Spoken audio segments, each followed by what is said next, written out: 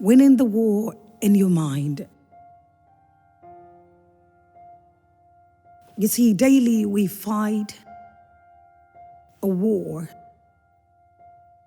that is persistent because life itself is a battlefield. There is no moment that you do not have something that is asking you not to when you want to, or to when you don't want to. Constantly, we are at a crossroads of asking questions or whether we want a certain thing or we do not want it. That is how the human has been made to win or to grow at each point of your life. You see, when you look at a child that was born at birth, you see the baby completely dependent on the mother.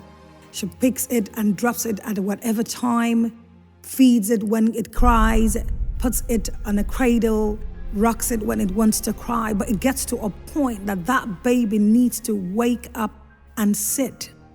And that becomes a battle because it doesn't just naturally come, as a baby needs or would always want to be carried. But at that moment, we begin to teach that baby how to sit.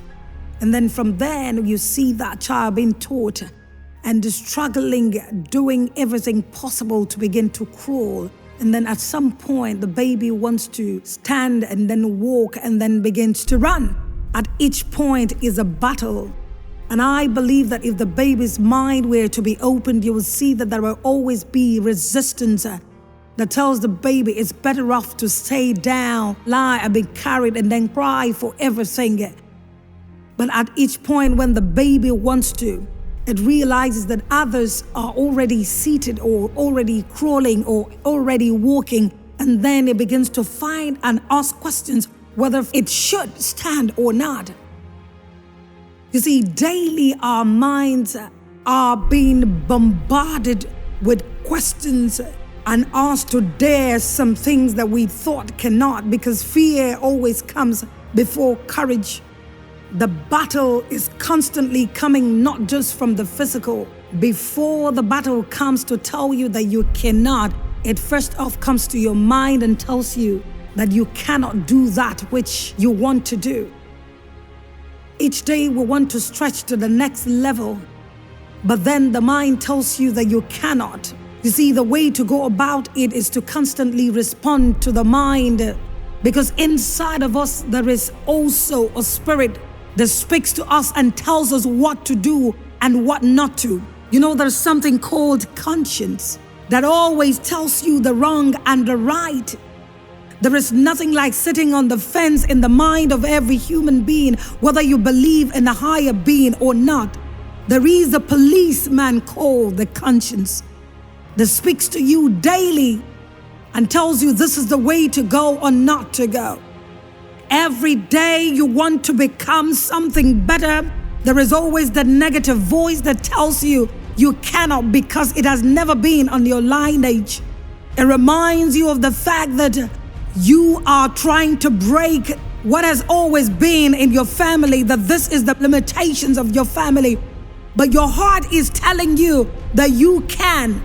And who says you can if you understand that the battle is in the mind? And so if you want to win such battle, you must speak to your mind and respond right inside your mind by speaking to your mind the fact that you have all things that is needed to fight this war.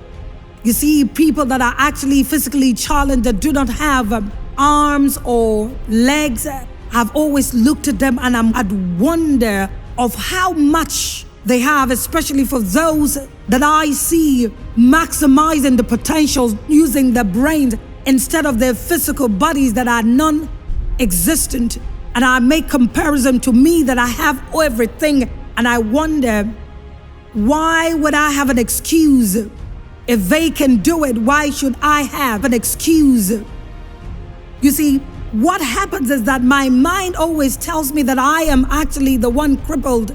But then I remind them that I say in my mind that I can do all things because I know inside of me I have all that is required for. So with this analogy, I begin to understand that it is not so much of my physical appearance is not because of I have all the so-called body parts, but if my mind becomes crippled, I'm already defeated. So many people are actually defeated in their minds much more than they have defeated in their physical body, and all they do is to manifest it. You need to understand that the enemy comes into your mind. He doesn't care how many people have done it much more before you, how many people you want to set as examples. What he would want to do is to catch your mind, to tell you that you cannot do it. And once he gets that you cannot do spirit, then it cannot be done. But the moment he realizes that in spite of lack of examples, in spite of lack of mentors, in spite of lack of those that's supposed to be the ideal examples, you have conquered your mind, he definitely would flee, because it is written, resist the devil and he will flee. It's the resistance. He daily loads us with lies. Every word that comes from his mouth is lies.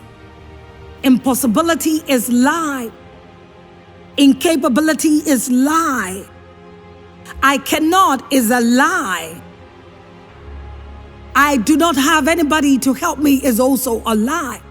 Because our dependence is not necessarily because we have people. Our dependence is because we have the mind to accept that we can.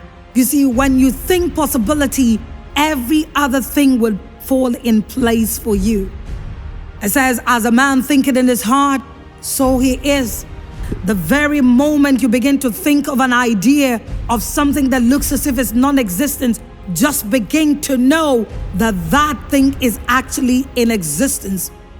Because the spiritual is actually the birthing place of the physical. A mountain climber always knows that he can climb the mountain. The climbing of that mountain is not because of his physical ability. It's first off his mind set. It looks at this mountain not from the size, but he looks at the mountain from the point of view of possibility. And then he begins to climb. No wonder we have people that have climbed the Everest, the world-acclaimed highest mountain. They've gone up and come. Some have done it not only once, but twice or thrice. And so there is no mountain that is as high as your mind. And there is no valley that is as low as your mind. If you allow the mountain go higher than your mind, then you have conquered yourself. God bless you.